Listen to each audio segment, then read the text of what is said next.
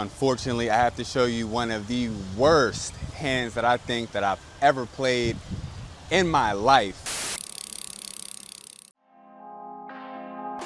We're gonna do a little something different. We're gonna be outside. We are at the outside arena of MGM. If you look in my background, the Washington Monument is back there. Might be kind of far to see, but this is where we're gonna do the hand histories. So let's just get right into the first one. So in the background here, as you see, there's a Ferris wheel. That's the National Harbor Ferris wheel. They have a lot of little restaurants, nice little place to go to. It's a beautiful sight. We got the water out there. It's really beautiful. Let's get into the next hand, and here we are. We have 4-6 of spades in middle position. Obviously, you can fold this hand a lot, but this table's pretty passive, so I feel like I got a strong edge on them post flop. So I raise up 4-6 of spades, raise it up to $15, and only the big blind decides to call. So we're going heads up. I decide to c-bet on a king, queen, 3 board because I'm going to have all of the kings, all of the ace kings, ace queens, queen jacks, all of the good stuff here. Easy c-bet of $15, and he calls. So now the turn is a jack of heart, bringing in a draw that I now have for spades. So now I decide to size up a decent amount. I go to $50. Fully planning on blasting on the river if I get a call, but it doesn't come to that. We get a fold, pretty nice. That was just range on range hand. I wasn't playing my cards, just playing the board and how it connects with me. Sometimes that's how poker is, because if somebody has a super strong hand, a lot of times they'll let you know. So when I bet on the flop and just get called, that means he's capping his hand to maybe a weak king, a weak second pair, or just like some random draw maybe. And then on the turn, he might have just connected with bottom pair or didn't feel like his whatever he was holding was strong enough to continue to more aggression. So easy takedown. We're off to the next one. All right, we got another fun one. So we look down at 10 of clubs, under the gun. I raise it up to $15. Middle position is the only caller. Everyone else folds.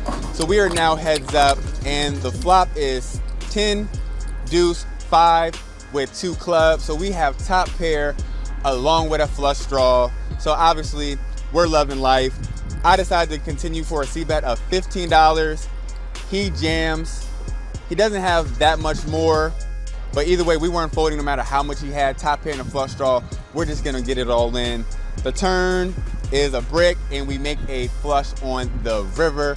So obviously we stacked this guy. He does show that he had a 10, so him having a 10, there's a good chance that he did have us beat, because the only 10s that we beat are like 10-8 and 10-7. I don't know if he's really going to be calling with those with people behind him. You never know in live poker, but more than likely he had jack 10, king 10, queen 10, hands like that. Obviously, definitely happy to be scooping that in. So now we're going to go to another hand where we don't exactly face the same success. All right, so we do start off with a beautiful hand. We have king jack of diamonds in the small blind. There's 2 limps, so when it gets to me, I bump it up to $20. Definitely got to raise a little bit higher because of those limps. I don't mind taking the money down, but if so, I want them to pay. And then my hand's going to look so strong because I raised so much. So a lot of my c-bets post flop will get a lot of respect. So anyways, we bet out for $20, and only the under the gun limper decides to call. So we are off to a flop, which is 10-6-8. And on this board, I definitely should be putting in some checks here, because this is not going to be very great for my range, raising out the small blind. But I could be squeezing with a lot of hands that are strong here. But just in general, not going to be too good for me. Better for him as the limp caller. But we bet out for $15, and he decides to call. The turn is a 5, so at this point, this board is a disaster for my range. And he probably connected even better with this. So I decided to put out a check, and he goes all in for $60. Nothing to do here. Just simply got to fold.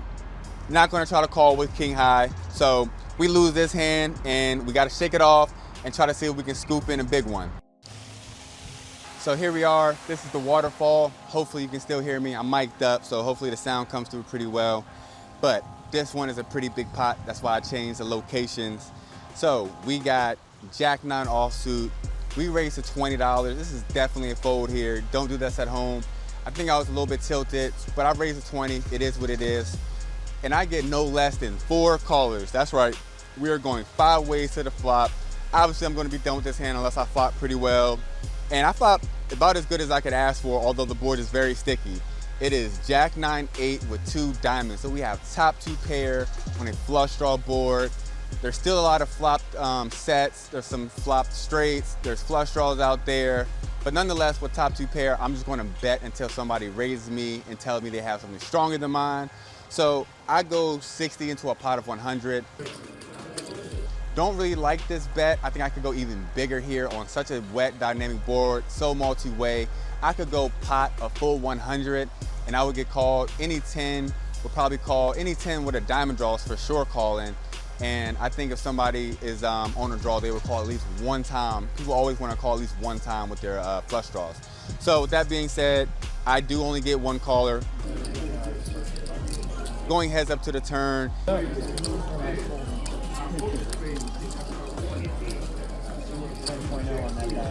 And it is a 9, giving us a full house.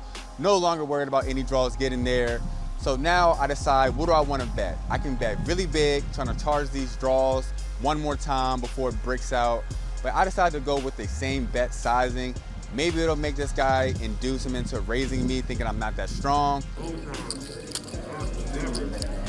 But also making sure that anything that he called the flop with, he's definitely going to call the turn with, because now in proportion to the pot, his odds is way better.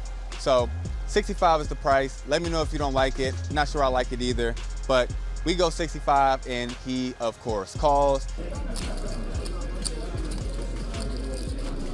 Brooks is skip 40. Brooks is skip 30. And the river is an offsuit ace. Wish it was the ace of diamond, bringing in the flush.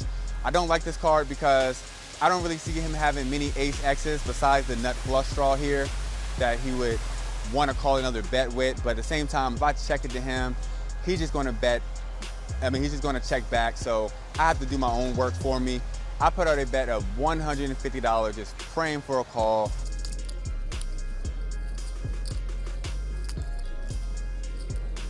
But nope, we don't get our wish. He folds and he shows that he had a suited 10. So definitely would have called a really big bet on the turn, because opening the straight and flush draw is not going nowhere, because that's just too much equity in his perceived mind. Even though he was drawing dead on the turn, he didn't know that. So definitely could have went maybe 125, got a little bit more value, while I knew that he would call down with his draws. But it is what it is. Not gonna complain getting a pot pushed my way. All right, so we are looking down at a hand where I get pretty spicy here. We are looking down at 2 red pocket 8s, the snowmen as they call them in some places in America. I raised it to $15 from late position and only the button call, so perfect situation. We're heads up.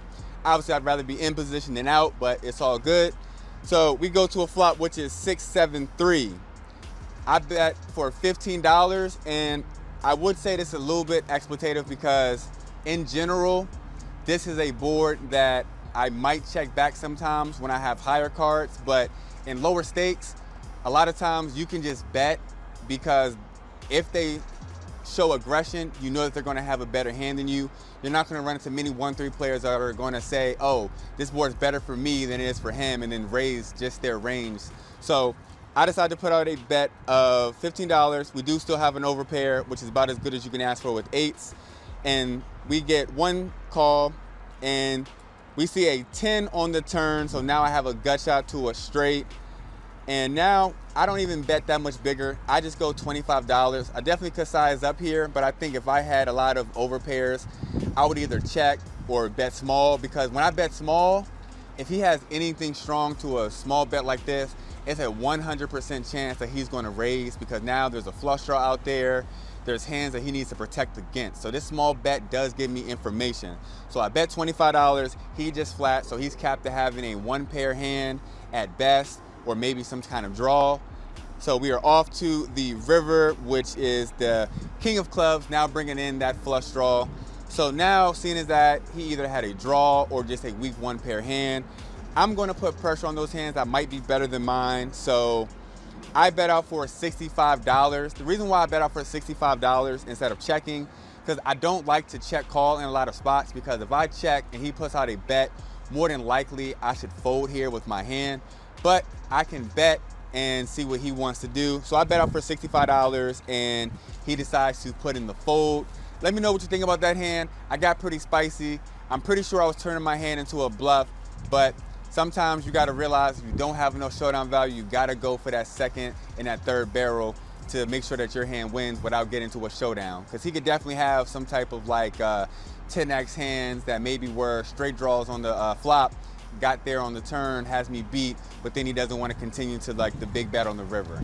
So let me know what you think, but we're off to the next one. A few deals later, we were looking down at King 9 offsuit in the cutoff, and I decided to raise to $15. Then this late position, you can raise King 9 offsuit. It's not a problem, because really you're just trying to get through the button in the blinds, take it down, or nonetheless, more than likely if button folds, I'm definitely gonna be playing in position if the blinds decide to come in with a call.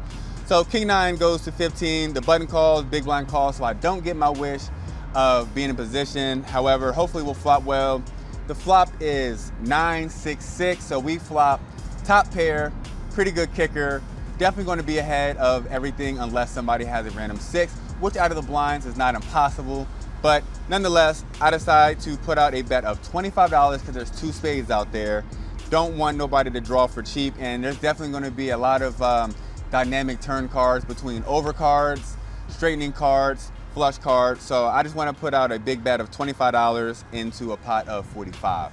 So we're only going to get called by the big blind, and the turn is the ace of spades, bringing in that dreadful ace and also bringing in the spade draw. So that's pretty much the worst card that I could ask for, unfortunately. So I still decide that I'm going to have a lot of more ace X than my opponents, and my 9 could still be good here. Don't really like this bet though. I decided to put out a bet of $45. I mean, everything gets there that beats me, and I think anything that's worse isn't going to call another bet. So when I value bet here, I'm not getting called by anything, and I'm only getting called by better, in my opinion. So he just calls the $45 bet, and the river is the 10. So now there are 2 cards above mine. There's a spades out there. All the straight draws got there. 7-8 was open-ended. It's now home too. So this is a disaster, and I quickly check back, and our opponent shows that he has ace queen with a spade. So obviously he wasn't going nowhere on the turn, having top pair, pretty much going to be the top kicker along with the spade draw. So I think I lost $45 more than I needed to. Let me know what you think. Do you like the turn bet? Because I don't, but it is what it is. We got to shake it off. There's plenty more hands. We end up grinding a long session, so let's see if anything shakes in the next few hands. All right, so now to talk about a hand that I'm actually pretty proud of. Y'all can let me know what y'all think. We're in the big blind with just ace-6 offsuit. The under the gun raiser only bumps it up to $8. Shout out to my boy Giannis. He's a regular at MGM. He raised it up to $8. And pretty much everybody besides 2 people call. So middle position player calls, cutoff calls, button calls, small blind calls. So we're gonna say we're 6 ways to the flop, and it is ace, 7, 3 with 2 clubs on there. So I'm not really loving my hand. So it's just top pair, but weak kicker. So I check to the pre-flop raiser, he checks, and it checks all the way around and through. So now we are off to the turn, which is the king of hearts, now bringing in another flush draw. So there's a club draw and a flush draw out there. So small blind checks. I decide to check one more time, see what the pre-flop raiser wants to do. He checks, and it checks all the way to the button, and he decides to put out a bet of $16. Now, mind you, 6 people called a bet of $8, so the pot has over 40 in it. I think that's like a weak stab at it. And then the small blind decides to only call. I think that's a pretty weak decision too, because there's 2 flush draws out there. So now I think that I must have the best hand. The pre-flop raiser hasn't shown no interest in this pot. So I decide to raise it up to $80, trying to get money from these flush draws. And to my surprise, the pre-flop raiser Giannis actually decides to call. The button that bet the 15, folds in a small blind calls. So this is a little weird, but I don't think that I'm going to have the best hand all of the time. We are off to a river, which is an offsuit 9, so none of the flush draws get there. And so with that being said, small blind checks. I decided to check, just saying, please check, please check, please check. and Giannis decides to check, and our ace is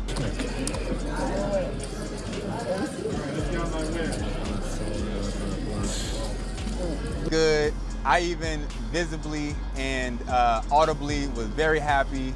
I was like, let's go! Let's go, because I liked my read on the situation. I got extra value with my top pair holding, and definitely was a live read that I could tell that no one was strong. I had the best hand. Obviously, I'm not gonna go for another bet on the river. I think my value dries up because I'm only getting called by better, and all of the missed draws obviously missed, so they're not calling nothing. So y'all let me know what y'all think about that. That is the last 1-3 hand, but don't worry, we got a few hands when we move up to the 2-5 table. So let's hope this run good and good decision making will continue. Let's jump right into those hands. All right, real quick, since I announced the free roll, there's been a ton of people that are inquisitive about how they can join. All you gotta do is join the Discord in the description. It will give you all the information about how to participate in the free roll. This is just me to say thanks to all of you for making this possible. We are on the road to 3K, so giving away 1K is the goal. And also the Discord will serve as a community that's gonna go over hand history. So it's not just me, everyone else can interact with each other, going over their hands and giving advice about what they did well, what they didn't, what they can improve on, and all of those things. And mind you, you can also get into the online games where it's the softest, most recreational players. I always post a hand or two to show you just how crazy some of these people are. But yeah, everything's in the description. Let's get right back to the hands. I appreciate everybody. So, this is the first hand of the 2-5 session, so definitely going to be aggressive. These players are pretty good here, so you can't play scared here. So anyways, we see a raise to $20 and a call. We are sitting on the button with pocket eights. We don't want to call even though we're going to be in position. We want to put the pressure on the opponents, take down dead money if possible, or if so, play in position as the 3-bet aggressor and win some money. So we raise it up to $115, and it folds all the way back around to the original raiser, who decides to come along for $115. The caller in between folds, so we're going heads up to a flop. It is 10-3 deuce. All things considered, 1 overcard with pocket eights. That's all you can really ask for without flopping a set. So when it gets to me, I'm just gonna put out a bet of 100. Don't gotta go too big. The pot has 250 in it, so I just bet 100 into that. And I don't mind if he calls. I'm pretty sure I have the best hand here, but he decides to fold, but I'm okay with that because we're still dodging a lot of overcards. But you see, what happens is when I'm the 3-better, I won a lot more money. If I would have just called, it would have been 60 in the pot. He would have bet, I would have called one time, but we never know what the turn card is, and maybe I got to fold depending on what comes out. So this is why you want to be the aggressor. I have pocket eight, so my hand is probably good now, but even on a lot of turn cards, they're going to be mine to continue to rep and not his if he was the aggressor. So that's the first hand of 2-5. Let's move on to the next one. All right, so now, unfortunately, I have to show you one of the worst hands that I think that I've ever played in my life. So we have ace king. Of course, we're gonna raise it up. We raise it up to $15, standard sizing. We get a caller, and we are off to a flop, which comes queen, 7, deuce. And of course, I'm gonna see bet my full range. I could have all of the ace queens, king queens, pocket kings. You get the picture, all the strong stuff on this board. So I put in a bet of $15 and my opponent decides to call. We are off to the turn, which is a 9 of diamonds, bringing in a flush draw. So now I definitely want to put some more pressure on his hands. The pot now has 60, so I decide to go 85% pot. I put out a bet of $50, really trying to put pressure on his single pair hands, get the folds out of them. Probably not gonna get a fold out of a queen, but we will try. Put out $50, he doesn't take too long, and he calls. So now the river is a board pairing 7, and so at this point, I don't think this is a good card to try to bluff a queen off of their hand. So now we just decide to put in a check, and now our opponent thinks for maybe 7 seconds, but then decides to go all in. And at this point, the jig is up. All I got is ace king high. That's never gonna be good here. But then I start leveling myself and I start thinking, what hand is so strong that he's going to have here that after I bet twice, he would want to then go all in? Like, how strong of a hand would he have to have for that? So I'm trying to think, maybe he could have ace queen every once in a while, maybe king queen, but I think all hands like weaker than that are just going to be happy to go to showdown, especially when I put out a pot size bet of $50 on the turn. Mind you, his all in is for a little bit less than 100, but just the fact of him going all in is really strong. And I just started leveling myself thinking, well, if he had a really strong hand, I would have heard about it on the flop or definitely the turn when a flush draw came. So yada, yada, yada, yada, yada. I decided to flick in the call, and he has queen jack. And I guess he figured if I had a really strong hand, I would just jam the river myself. And I call with ace king high, and I look super duper stupid. And that's what happens when you call with ace high. Either you're gonna look like a genius or a moron. It's one of the two. There's no gray area. This time I look like an idiot, but that's how poker goes sometimes. We're not always in our right frame of mind. Always gonna be honest with y'all. That's what happened. We lose a pretty big pot that we didn't have to lose, but hey, it is what it is. I'm still here to battle, so let's get it shaken.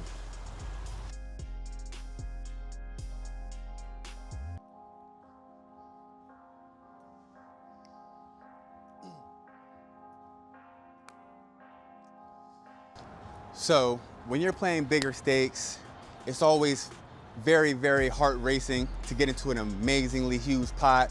Now, obviously, this pot's not gonna be super huge, but nonetheless, when you're playing a bigger game, you always are gonna be pretty nervous when you get into a big spot, and this is a big spot for sure. We are looking down at pocket aces in a 2-5 game. The straddle's been going on for most of the game, but for this hand, it wasn't. So I'm under the gun, wishing I did straddle, but nonetheless, I decided to raise to $15. The average raise size was like 20, 25 without a straddle, but the reason why I like my $15 with aces is because a lot of people are gonna call hopefully, and then somebody in late position will put in a squeeze, and then we can put them in a world of hurt. So we go $15, there's 2 calls, and when it gets to the late position player, he's been rather tight. He decides to put in a 3-bet, but he doesn't go to like a small size of like $90, $115, that would be 4x plus dead money. He decides to go up to $160. 160. And being as that I know he's a rather tight player, I know that means that he has a stronger hand than average. So with that being said, I'm going to put in a 4-bet. But now, I have aces. I don't want to scream that I have aces. Too many people are so excited to get the money in that they'll just 4-bet the 160 to like $600 4x, just trying to get all the money in. But no, you want to raise bigger with your 3-bets and smaller with your 4-bets. So 3-bets can be 4x plus dead money, and most of the time 4-bets are just going to be singling out one opponent. So you just need to go maybe 2.5x. So 2.5x of 160, I decided to raise it up to $400 even. That's re-raise. I feel like that's an amazing price. He can't fold anything that he 3-bet with. So he tanks for a little minute, and then he says, well, I guess if you got a hand to go all in, let's just go all in. If your hand is that good, let's go all in. And he ships it all in. Oh, all in. Of course, I quickly put in the call. Oh my God, what happened here? What happened? And we are up against Queens. pocket queens. Now, even though I have him crushed, which I already know I did because I have aces, he still has 20%, so we're still fading the deck. My heart is definitely racing. Please, can we just hold in this big 2-5 pot? He has 1150, I have him covered, so we are gonna go to the run out, and I'm just gonna let the table footage play, and hopefully it ends up good for us. Aces. Let's go! Of course we hold. You know what we do on the channel. This is Max Bet. You know we're gonna hold in the $2,300 pots. Definitely felt good to hold. We all got the horror stories of not. I know y'all put a like on the video to make sure that I ran good. I appreciate y'all. It's all y'all's reason why I won that hand. I didn't do much. All I did was get pocket aces. Only thing I'll say I did is make sure that I didn't 4-bet too crazy. I've seen people get away from queens when somebody just 4-bets monstrous, trying to just scream from the mountaintops, from the top of MGM towers that they got aces. So just put in a small 4-bet. He's got a call.